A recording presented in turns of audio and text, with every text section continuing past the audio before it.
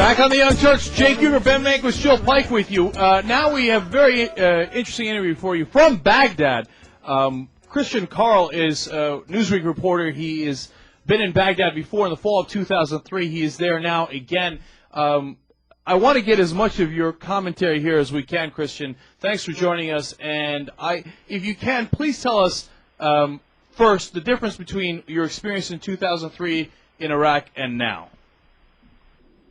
Well, there are a lot of differences. I think one of the main differences is simply how much more dangerous it's become. When I was here in the fall of 2003, it was pretty dangerous, but we could still move around. We could still talk to ordinary Iraqis. We had to be careful about it.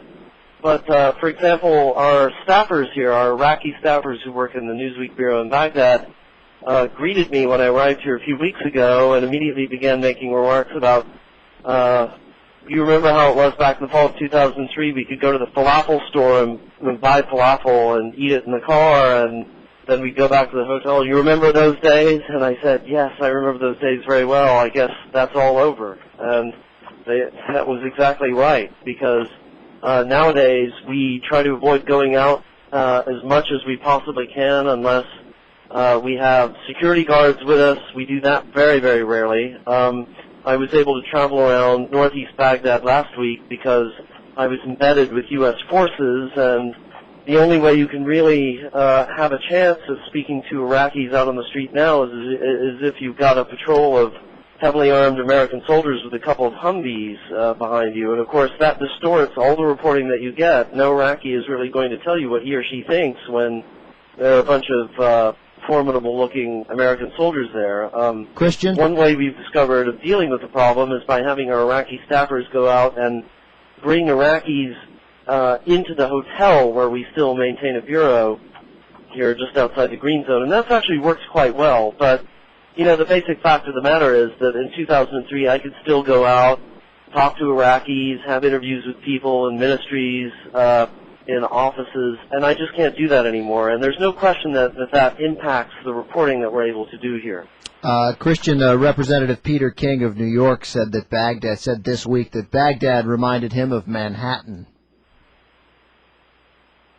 Wow. What? I'm not sure what he meant by that. But, he meant that it was safe.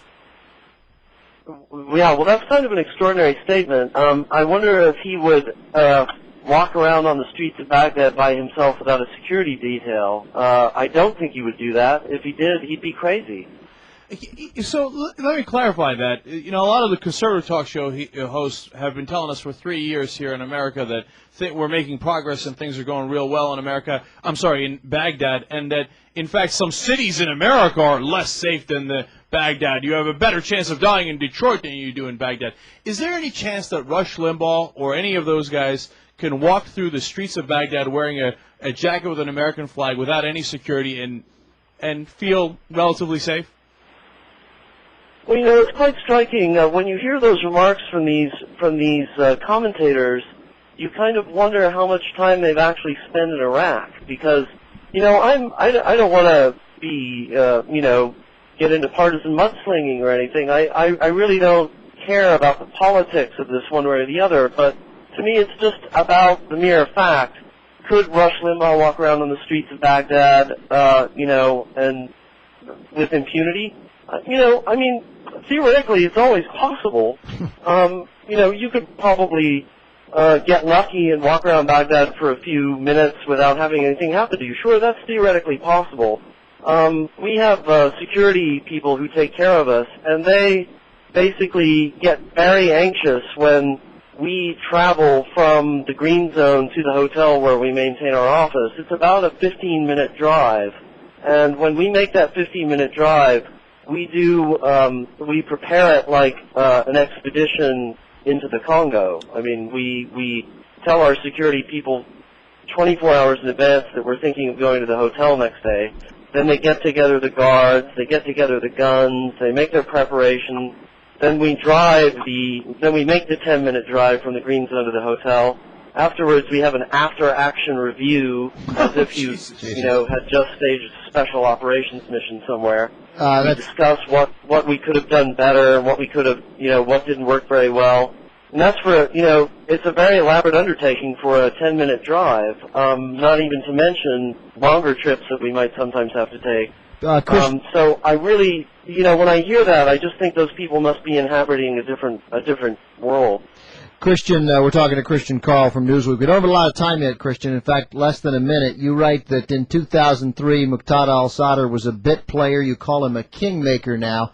Did we blow it with Muqtada al-Sadr? Well, I think we've blown it with a lot of things. I think that Muqtada al-Sadr reflects a lot of things that have just been happening on the ground here, and the fact that we didn't anticipate his growth, shows just how much we failed to plan for here in Iraq. Christian, we got 15 seconds. Is it almost a state of chaos in Baghdad now? Oh, it's very chaotic. I don't think there's any kind of law and order in Baghdad at all. All right. Christian, we got to have you back on the show, hopefully when you make it back. Christian Carl of Newsweek, thank you so much for joining us on the Young Turks. Thanks very much. All right. Keep safe. Peter King. Jesus, shut up. All right. When we come back, Keith Olbermann has an extraordinary clip, a special commentary that he did on MSNBC on the Military Commissions Act, a rare person on TV speaking the truth. You, sir, are correct. We'll bring that to you on the Young Turks on Air America Radio.